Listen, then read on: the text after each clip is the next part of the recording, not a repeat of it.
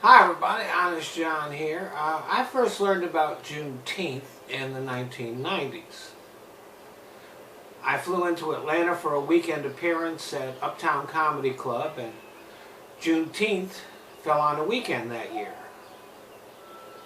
So the streets were filled with people celebrating all weekend long, not just on the 19th. I didn't know what they were celebrating at the time, but I knew it was a big deal.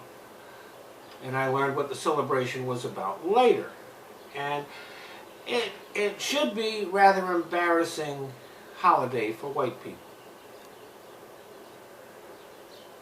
On June 19, 1865, Union troops entered Galveston, Texas, which was the last stronghold of slavery in the U.S. The slave owners there knew that the slaves had been free, but even after the Civil War ended, they still held on to their slaves. They certainly didn't tell them that they were going to be set free. They just refused to allow them to go free. So they had to be forced by Union troops to free the slaves. And the freed slaves celebrated with singing and dancing and prayers. And even though it's not an official U.S. holiday, which it should be, it is one of the oldest celebrations in the country. And there are Juneteenth celebrations all across the country. So now Donald Trump is claiming that he made Juneteenth famous by scheduling his rally for today, which will now be held tomorrow.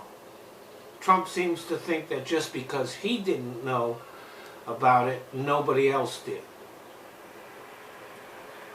The truth is that there are a lot of people who know things that Trump doesn't know. In fact, most people do. And when you think about it, Trump doesn't know very much about almost everything. Even when people tell him things, it doesn't seem to penetrate. Now, Juneteenth also commemorates another thing white people should be terribly embarrassed about, and this is an event that happened in Tulsa, where Trump is having his rally. And it is the massacre on Black Wall Street. What happened was that in Tulsa, the black community was pretty successful, had accumulated a lot of wealth. That's why that area was called Black Wall Street. And the white people resented it. And they rose up and massacred over 300 people, and burned and looted. So it was a white riot. So it's a holiday that commemorates this terrible event, but also commemorates the freedom from slavery of the last bastion of slavery. And that's why it should be an official federal American holiday. I mean, what could be more American than celebrating the joy of freedom? Thanks for listening.